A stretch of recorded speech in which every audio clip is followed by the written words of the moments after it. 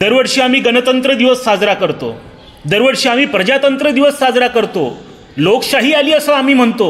जिथं राजेशाही संपुष्टात आल्यानंतर जे जन्मास आली ते म्हणजे लोकांची शाही।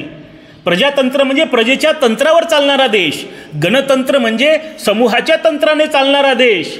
त्याला आम्ही प्रजासत्ताक म्हणतो। ज्या देशामध्ये प्रजेची सत्ता प्रस्थापित झालेली आहे तो देश म्हणजे प्रजासत्ताक देश आहे।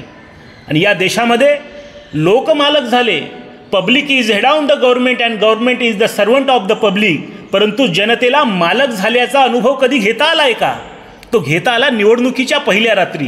निवडणुकीच्या रात्री प्रत्येक उमेदवार आमच्या दारात येतो, म्हणतो मतदार राजा आम्हाला मत द्या, आम्हाला निवडून द्या, सेवेची संधी द्या।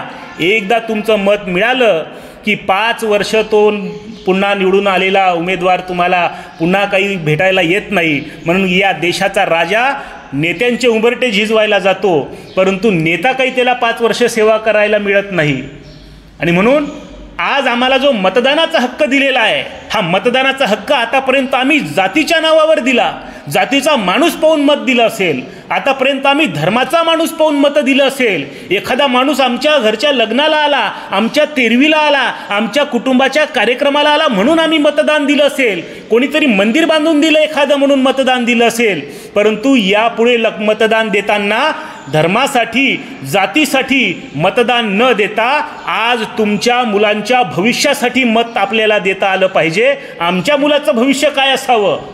लोकशाही व्यवस्थेमध्ये आम्हाला फक्त मताचा अधिकार नाही आहे, तर या देशातल्या निर्णय प्रक्रियेत सुद्धा आमचा सहभाग असला पाहिजे। हे तेवढंच महत्त्वाची गोष्ट आहे। राष्ट्रसंत सुंदर सांगतात आहे की मत हे दुधारी तलवार, याचा उपयोग न केला बरोबर तरी आपलाची उलटतो वार आपणावर शेवटी। आणि पण आम्ही मतदानाचा उपयोग कसा केलेला आहे? आम्हाला मतदानाचा हक्क, सगळ्यांना समान हक्क दिलेला आहे, सगळ्यांच्या मताची किंमत सारखी आहे। परंतु आम्ही आमच्या मताची किंमत किती ठेवली आहे?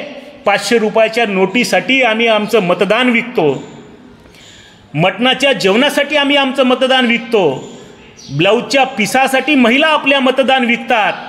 हे पाहिल्यानंतर ज्यांनी या देशासाठी बलिदान केलं आहे ते सरदार भगतसिंगही म्हणत असतील, कोई ओटो के लिए मर गए तो कोई नोटो के लिए मर गए, और देखते होंगे भगत सिंह तो वो भी कहते होंगे यार सुखदेव, हम भी किन बेवकूफ़ों के लिए मर गए, हम भी किन बेवकूफ़।